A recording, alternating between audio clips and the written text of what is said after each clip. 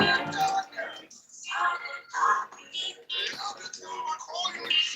listeners, it is STARR Radio UK, your favorite African and Caribbean radio station in London, bringing the time now to exactement 6 minutes past the top of the hour. It is the Tuesday edition of the morning show. Yeah.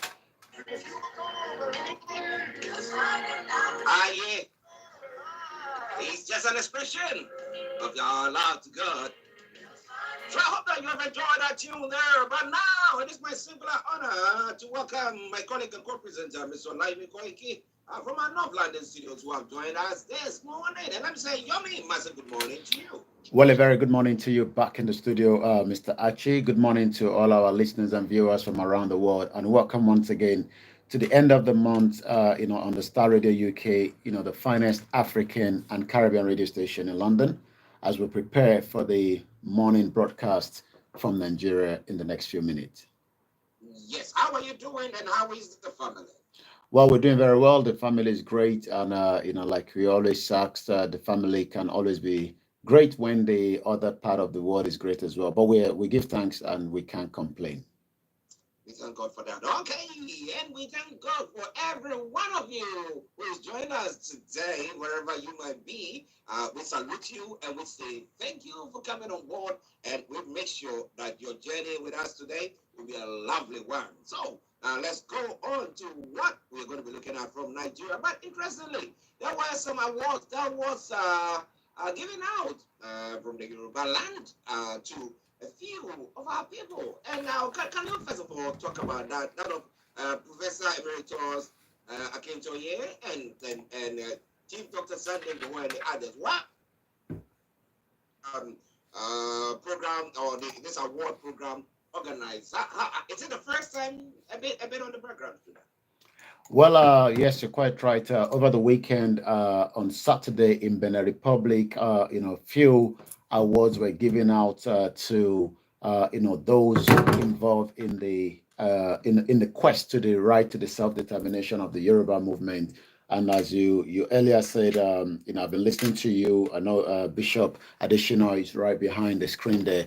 The event took place in Benin Republic with so much activities, but the key point of it is to appreciate those that are working tirelessly when it comes to the movement itself. But I think what we got to understand is awards are given to appreciate work's being done, but we've got to realize that there's still a lot to be done when it comes to the Yoruba nation. That literally means that the job is not yet completed, but it is still almost halfway there. So yes, the exemplary award was put together by those on the ground on the other side, Bishop Adesina and the central office, and quite a lot of other individuals. People flew in from around the world. We had delegate that flew from US and also from UK as well. But the other highlight of that event is the Yoruba Nation Radio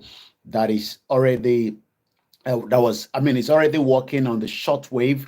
We know that with what we are doing for the campaigners, it's going to be very difficult to get a license for a proper radio to transmit the message of self-determination to our people back home. So what the plan now is that a radio station, a radio itself with a launch is still in the process. I believe it's got about another couple of more days, and that will be in the market. And that easily allow you to tune in directly to the shortwave, and it can also be used to the FM, and it also has the touch light. You can also charge it through the solar panel, the solar as well. So that, I think, is the most highlight of the event of Saturday. And I come back again to you in the studio, Mr. Archie. Well, listeners, STARR Radio UK, updates from Nigeria, which Mr. OlayomI in our North London studios. I'm actually here in the South studios, and we will bring you everything that you need to know.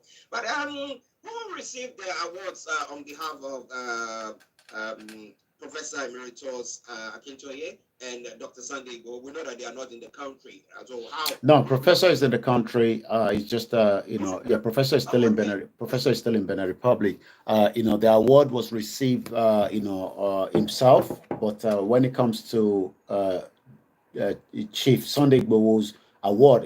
That was an award that will be received, that was received on his behalf, but that definitely will get to him in Germany as well. Okay, interesting. Now, is it the first time that they've organized anything of the sort? Well, yes. I mean, I think when we look at the last 3 years of the movement, this is like the most highlighted award that you can think of, that has been organized. There's also the Yoruba Day that is being put together as well. That is coming up on the 2nd of December, right here in London. That has to do with not those are even support of the Yoruba nation. It's just a general outing that is coming up in December for all the Yorubas that are living in the United Kingdom. Okay, interesting. Now, a few people that I've been talking to, I mean, they are followers, or those who follow us on the radio, and wherever we are, they are there. And some who ask questions, and they're saying now after Chisande Igboho left Benin to Germany after the Beninois what government just set him free. What they are thinking that it looks like the fire has gone down. So then I said, no, I don't think the fire is gone down, but I know that we'll have a time, one of the days, maybe on the Niger Voices or something, we'll have Dr. Chisande where you'll be talking to, and then we'll be, telling them exactly what is happening. But can you tell them a bit of what is happening? Has the fire died down or what? Well, let's put it in the context of the Scottish campaigners as well. You've got to look at it that the Scottish are asking for the same thing that the Yoruba people are asking for, and that literally means that it is not happening straight away. Those that says the fire has died down have to remember that when you don't want bloodshed and you want this in a diplomatic way, you would definitely also have to realize that a movement will come with the ups and downs. We've been in this movement in the last 3 years, and that literally says a lot.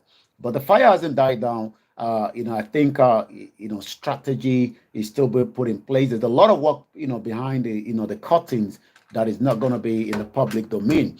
But like I was saying yesterday, the Pakistan High Commissioner in Nigeria is asking for the right of the Kashmir, in an event that took place in Nigeria over the weekend on Friday last week.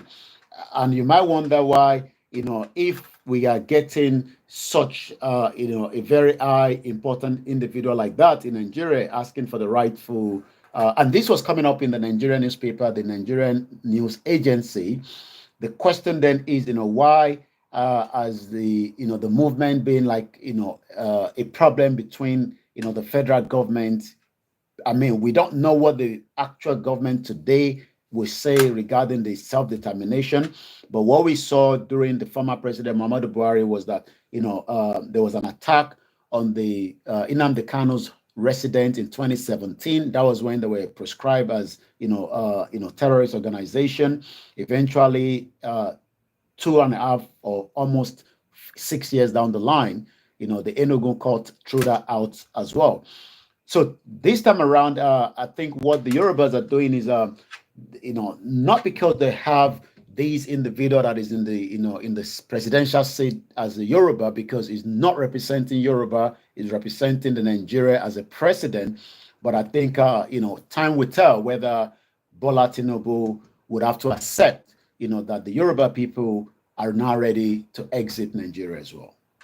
Have the presidency of the APC government now, have they reacted in any way, shape, or form? Have there been any statement at all from their quarters pertaining to the Yoruba, the quest for a nation to become as Yoruba? Have they reacted to it? Well, not literally, because there hasn't been any kind of engagement apart from the letter that has been sent. But the previous month back, the leader of the Yoruba Self-Determination Campaign, Professor Banji Akintoye, actually said that delegation will be put together, in a visit to the presidency. But I'm sure that has to be something with an invitation. You can't just walk into, the presidency in Aso Rock. We have to wait for when that is going to happen. But apart from that, there is so much other engagement that is still, going on as we speak right now. Okay, listeners, Star Radio UK. I'm just from Nigeria with Mr. Olayomi Kwake in our North London studios. I'm actually here in the South studios. And let's move on to some of the other stories. But, Yomi, I don't know whether you come by this story where it's talking about the fact that the chief of staff has been replaced. That Betami Amila has been replaced by Tinubu. Have you come by it? Well, I think that is a false news because as at yesterday, I'm not sure if I've picked anything of such to this morning, but I'm going to be checking that now. But what I can confirm, as at yesterday, the president gave his assurance to his chief of staff. There's been a lot of different allegation, surrounding, the chief of staff. But during the meeting yesterday, the president gave assurance that he still has faith in what is called his chief of staff, and like you said, in as much as there's tension that mount in the villa, Tinubu supporter called for Gbajabiamila to be removed, but the president says he believes, and this is what the president actually says yesterday. I've told everyone in this country that I can make mistakes, and I want to hear them out and correct them. Perfection is that of God Almighty.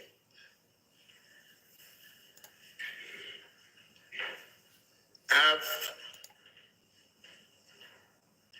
absolute confidence on the integrity of my. Sorry, we lost. Yeah. All the issues,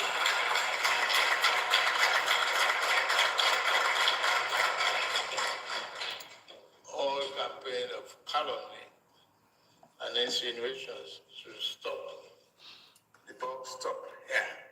Well, the bus stop there. It also made a lot of, it seems that Aso Rock has been probably left open. So the president, was a little bit adamant that, we must not allow anyone to just walk into certain meetings. He also expect that his speech has to be ready ahead of time so that he can also look into it, and also something that he has to check through is chief of staff as well.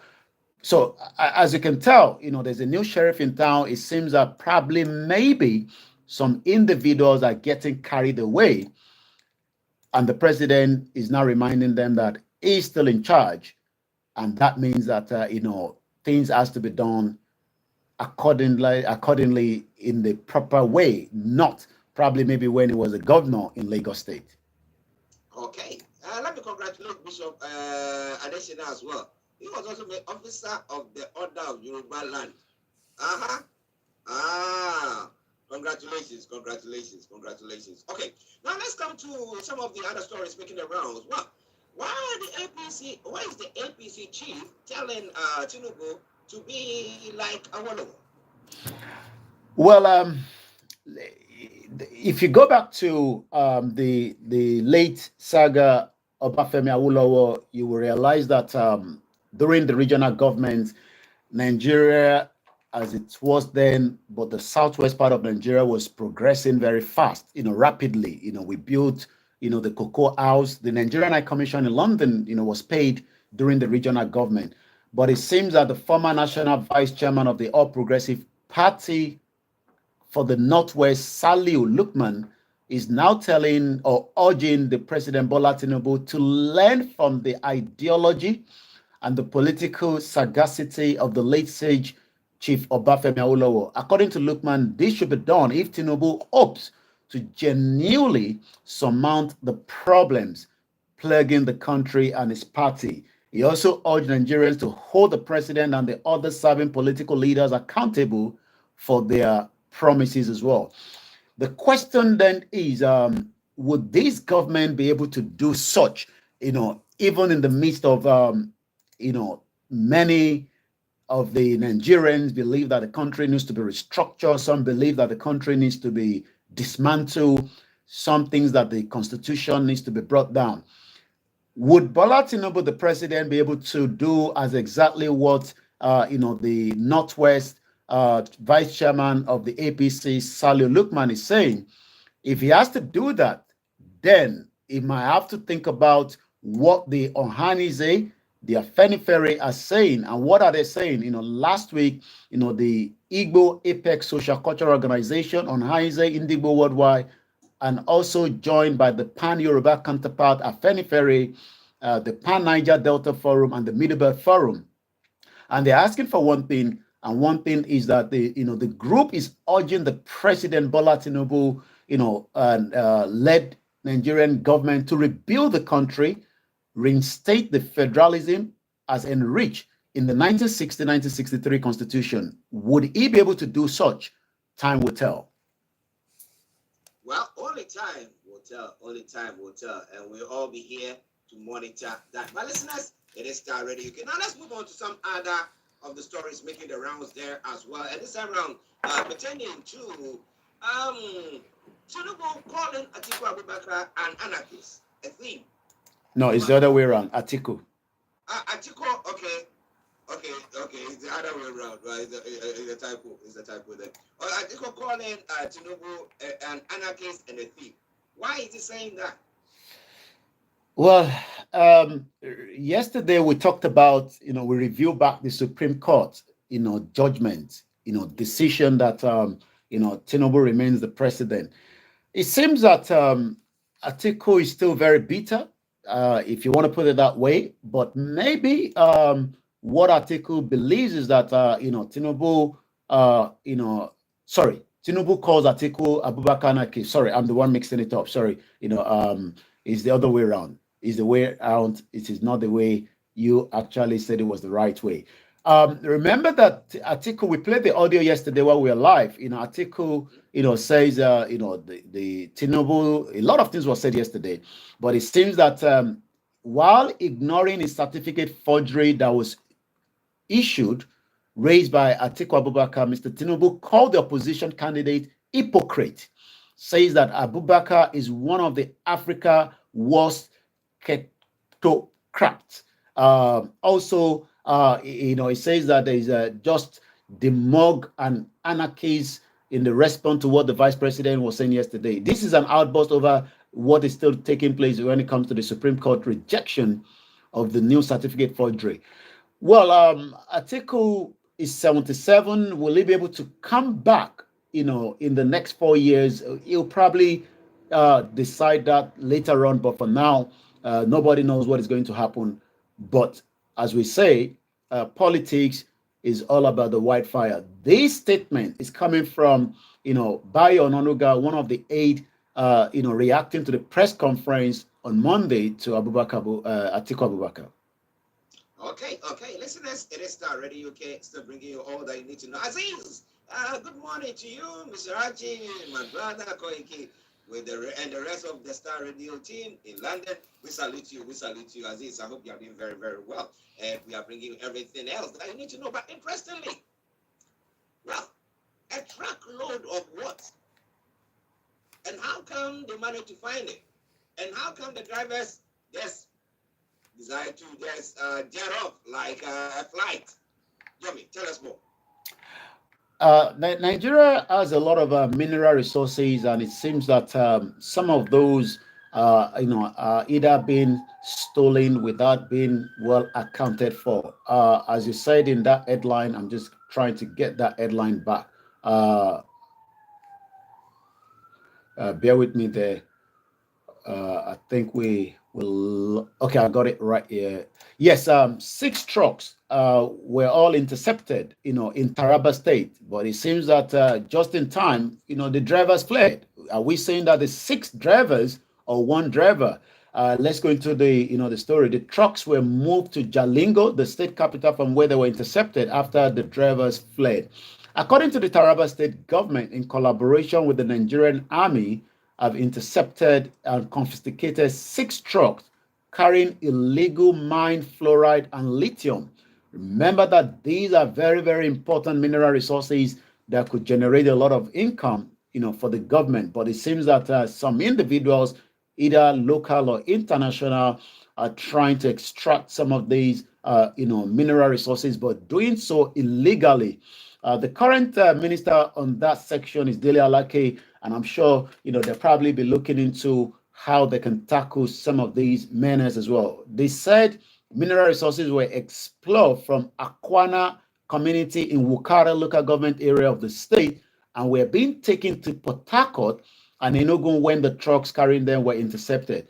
Briefing the journalists shortly after the interception, the chairman of the Taraba Task Force Committee on Illegal Mining Deforestation, Jeremy Farasan, said the government won't relent despite the ban on illegal mining and deforestation. This has been going on for some time, and it's just one state. It happens depending on what mineral resources is being stolen.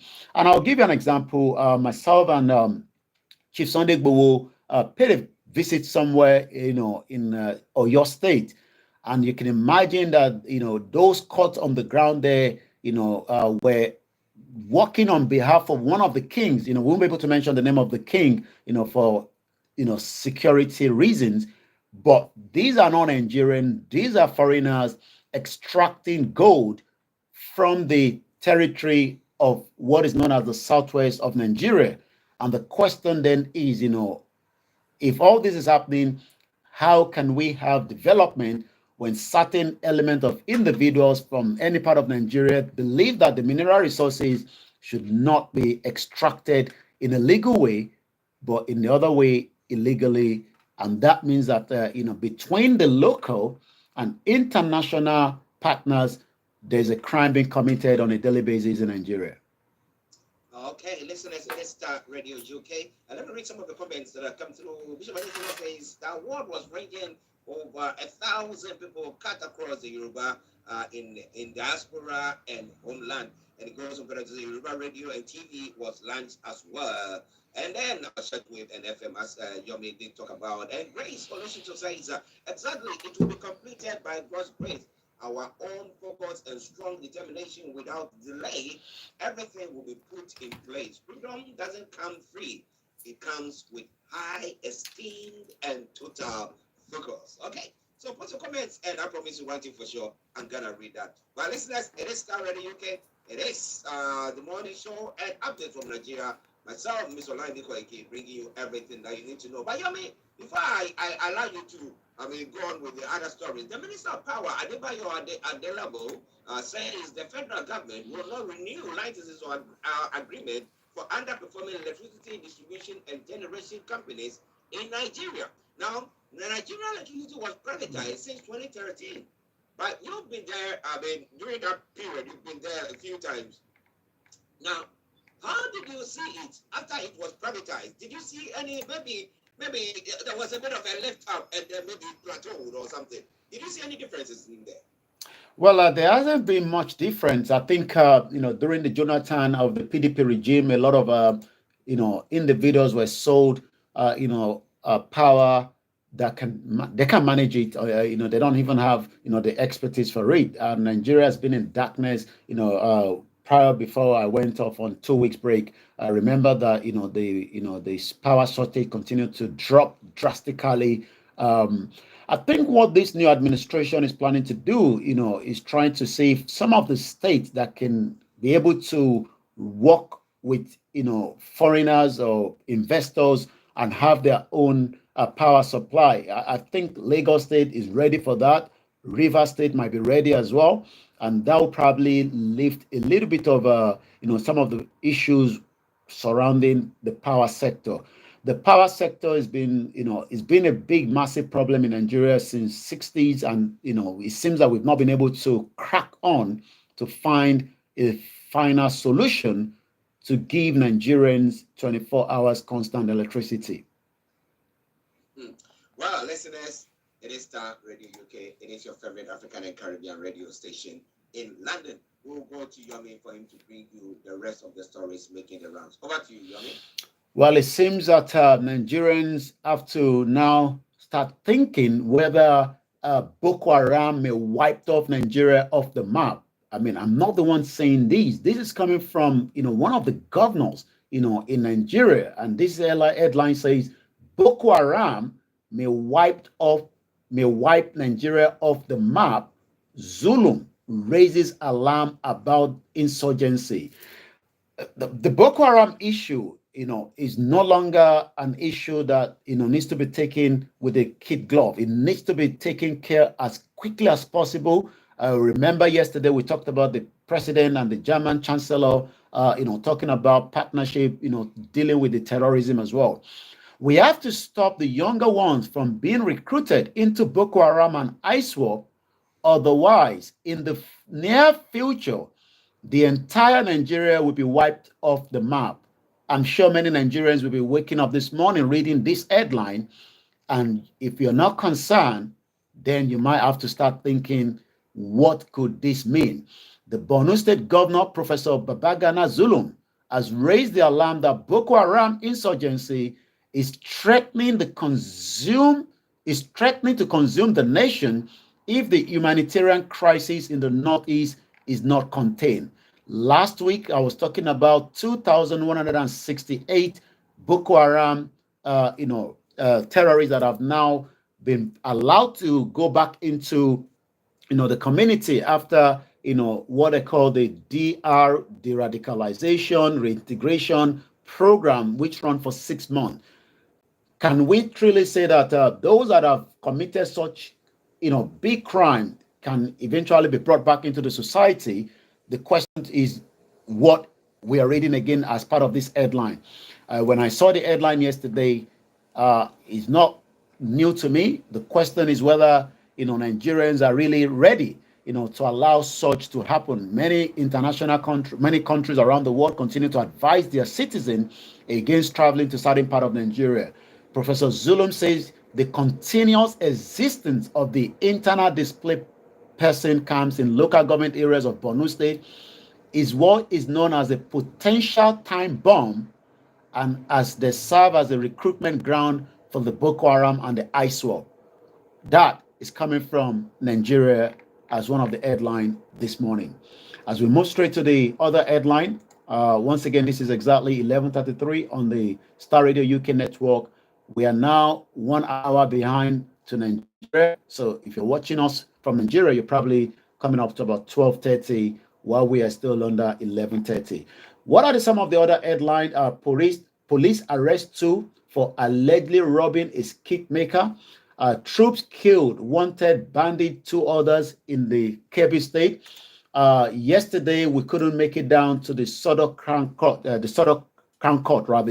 in London, where the case for the former petroleum minister and the chairman of the OPEC, covering the hearing, involved Nigerian former Minister of Petroleum Resources, Dizaini Alison Madueke in the United Kingdom over bribery allegation, has now been adjourned to November 2025.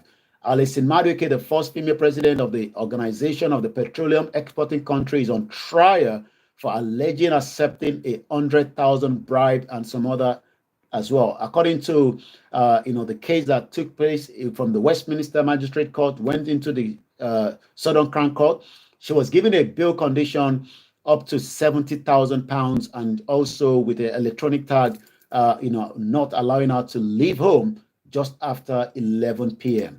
Let's come back again to some of the headlines coming out of Nigeria, once again on the finest African and Caribbean radio station in London. There's a particular individual known as Dr. Zaki Nek that went to Nigeria, and this has now generated a lot of controversy, a lot of conversation with his post on this X space. And what is the post all about? He went to Nigeria, but he actually said that he met with the Nigeria, interaction with the Muslim Air Force, Nigeria Air Force at Abuja Airport. Many Nigerians are now asking again, are we an Islamic country? Not just that particular, he also took a picture with what is called interaction with Muslim immigration, the Nigerian immigration at Abuja Airport. These has now generated a lot of conversation on his X page with about 127,000 followers. The reason why he's visited Nigeria is because on the invitation from the Sultan of Sokoto, where he also says interaction with the head of state. I'm not sure Sultan of Sokoto is the head of state, probably maybe he wasn't aware, or should we say that is the Sultan of Sokoto controlling Nigeria? Because if he's saying interaction with the head of state, Sultan Mohammed Sahid, Sultan of Sokoto, again, a lot of reaction is coming under that particular post. And let's read some of those comments quickly. The Sultan should outrightly condemn and disown this. This man has been sowing seed of discord. I hope the Sultan is not complicit. Also, we have a president, even though he doesn't have the mandate of the majority. Sultan is not the head of any state in Nigeria. This is actually looking deliberately and provocative as well. So you can tell that I'm not too sure why these posts has come up from this, scholar, but again, many Nigerians are saying maybe the Muslim ticket, or are we saying the Islamization of Nigeria? I'll leave that to Nigerians, to talk around that, in the program. Yesterday was another drama as Wike loyalists moved to impeach Fubara. Fubara is the current governor of Rivers State. There was fire at the assembly. There was impeachment. The governor was even shot by security operatives.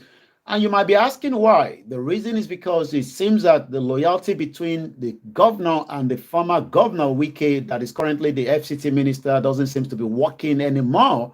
And that means that, there was a lot happening right there. Moved by 24 members of the Rivers State House of Assembly to impeach Governor Similaya Fubara resulted in turbulence in the state yesterday as the governor's loyalists stormed the assembly complex in protest against the plot. This came after the bombing of the State House Assembly located along Moscow Road in Port Harcourt by suspected arsonists on Sunday. A section of the chamber was damaged and some property was destroyed. The question again is, what kind of politics do we practice, in Africa? And as many also have intervened, that the federal government of the President Bola Tinubu must now intervene quickly. The lawmakers who were believed to be loyal to the immediate past Rivers State governor wanted to remove, the current governor as well. As that happened, also the governor decided to take down all the local government chairman, also remove the chief judge, also sack his own chief of staff as well. He can no longer trust any of these. So you can tell that there is a lot drama in Nigeria most of the time. We take one more, then we go straight to the social media. History won't forget Syria loser Atiku for not placing Nigeria above personal interest. That is coming again as one of the headlines. Let's talk about immigration. In UK around October 16, there was these, awareness to allow Nigerians that are living in UK to meet up in Manchester for a 5-day capture for those interested in, having the Nigerian passport. But as usual, the one Nigerianness or the Nigeria not happen to you literally took place right here in London, Manchester. 200 people were meant to be captured on a daily basis, and that would lead to by 1,000 by Friday. But guess what? By the time the officer from the Nigerian High Commission came to that particular event to do the capturing, they came with just one biometric capture card. And that literally means that they were unable to meet the target. And the question is, if we're having this kind of problems in UK, in America, where the Nigerian embassies are around the world, then what can you think of when it comes to Nigeria itself? So this other headline says, immigration service personnel demoralized, their poor remuneration, not taking them home. According to the Controller General, the NIS boss lamented the glaring disparity in what is personnel received compared to other sister agencies. According to the Nigerian Immigration Service, NIS has appealed to the Senate to approve improved conditions of service, competitive remuneration, regular promotion for service personnel. This is actually coming from the Acting Controller General of the NIS, Caroline Adepoju, appeal during an interactive meeting with the Senate committee. I'm going to come back again to you in the studio briefly, and then when we go back, we'll be talking about what is trending when it comes to the news from Nigeria this morning. Well, listeners, updates from Nigeria with Ms. OLAYOMI in an offline studios. I'm actually here in the South Studios. We'll come to the weekend and South River State issue. But let me read some of the comments that Grace has put on quickly. Now, Grace says that that was why they didn't want Yoruba nation to stay. But either they like it or not, Yoruba sovereign nation is there. It's their last option, and a must for everyone. Okay, he says it praise. Now, self-determination is not a crime. Example, what of if Boko Haram or unknown gunmen wipe off Nigeria, what will become of our own heritage, culture, and our people's lives? This is not a joke anymore. Then she goes on further to say, we must stand up now and fight for what rightfully belongs to us, which is our heritage, culture, and our people back home. We can't just leave Fulani to take over our heritage and make us homeless in exile. Now, finally says the Sultan of Sokoto is the one controlling Nigeria, and this must stop. Enough of all this madness and let me use the word stupidity. Indigenous people of Europe, please, let's wake up and we can say, okay, we cannot be slaves in our own heritage. That's what she said there. Okay, thank you very much for your comments. Now let's come to the river state and what is happening. Now is Wike is the governor now? Is it from the same party as Wike? Yeah, they're both parties.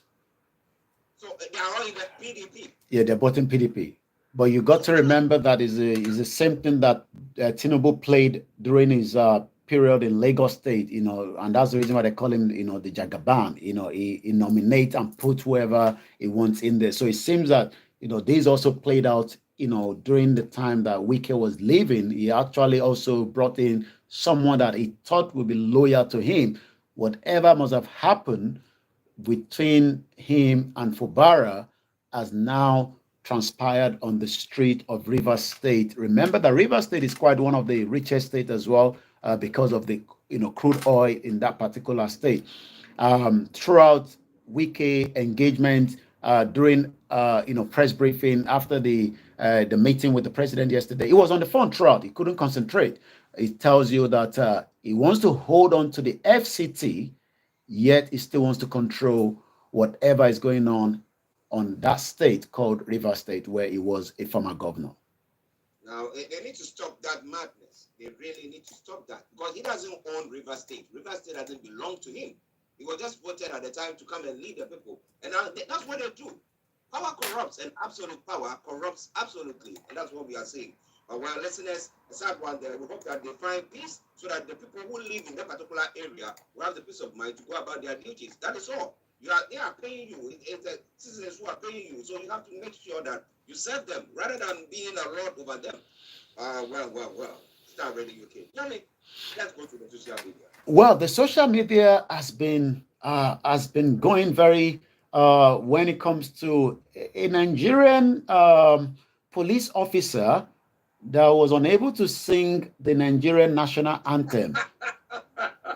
And that has now turned to a lot of ringtone.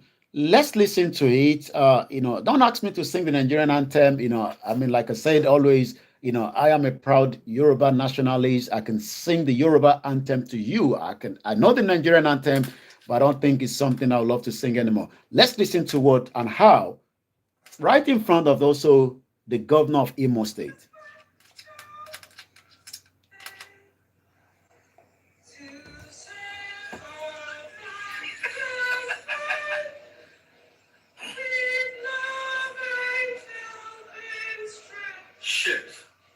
Sorry for that word.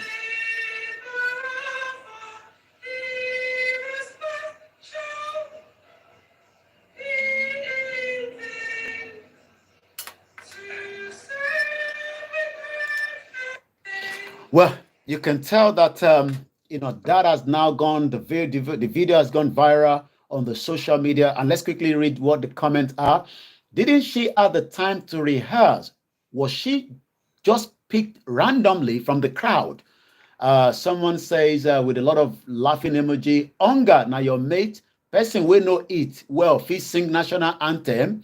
Time she would have used in learning the wordings, she did use it to do make up. Well, you can tell that Nigerians can come up with so much even in the midst of problems, problems.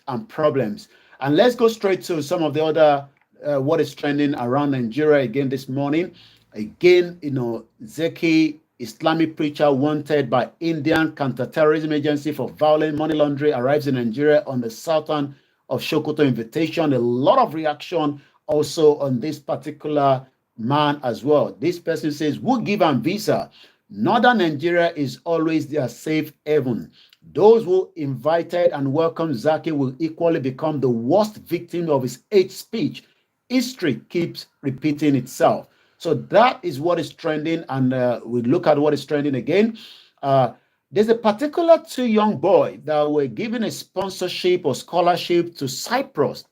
Whatever happened, it seems that they say you can take someone you can take the horse to the river, but you cannot force the horse to drink out of the river. Well, I can confirm from the news coming right now that let me give you the background story first. These were two young Nigerians, working at an eatery somewhere in Lagos State.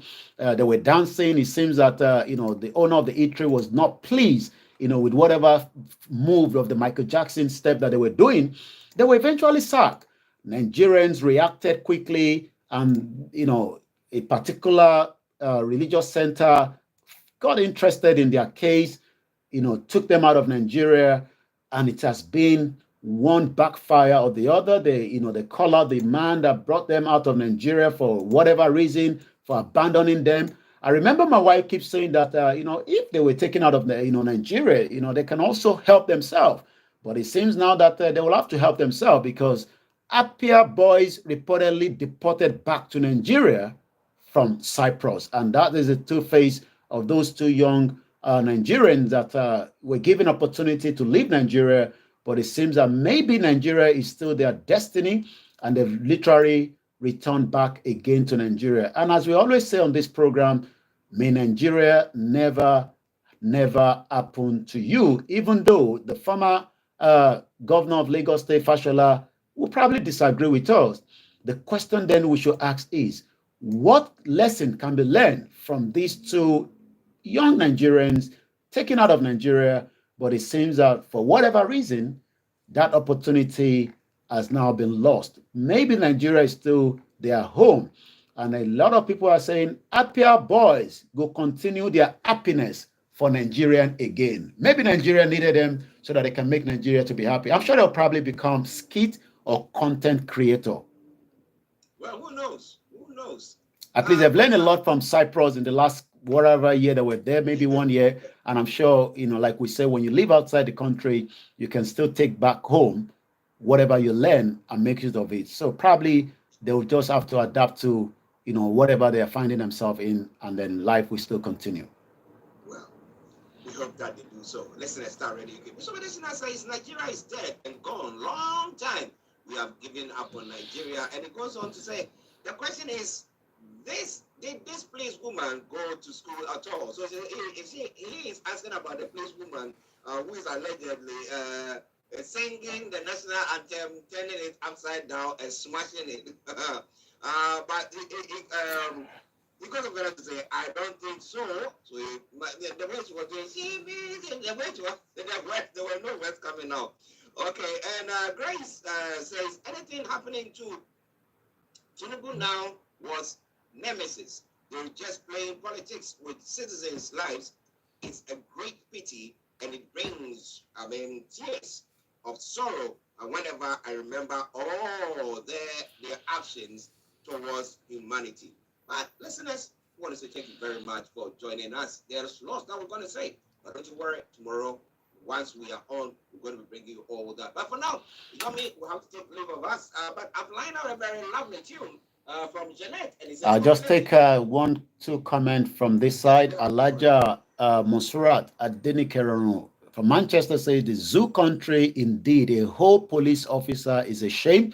And Adekunle Olushesi said, my concern about the Islamic caller that visited Abuja is that we Yoruba should always go their page and use them as a window whenever a public figure visit or mention the country or any part of Nigeria. And that is the 2 comments I picked up from the other side here on those that are watching us and listening on almost all the platforms across the social media this morning.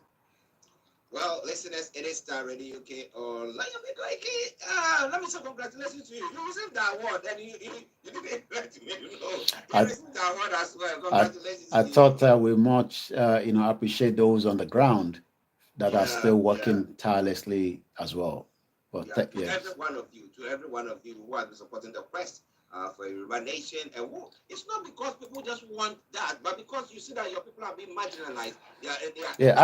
And like you said, I had the privilege to attend an event, over the weekend, and former councillor that I've worked in the UK for the past 20, 15 years, lawyers that I met, within the Nigerian community, and they were quite, very grateful. As much as, they might not be able to come up and say they are in support of the right to self-determination. I remember one saying to me that, what we are asking for is not genocide, it is a quest, and that quest must be respected. So it seems that there's a lot of people out there that are also would like to be part of the project, but sometimes because of one reason or the other, or the nature of their job in UK, they've decided to a little bit quiet and watch behind the scene.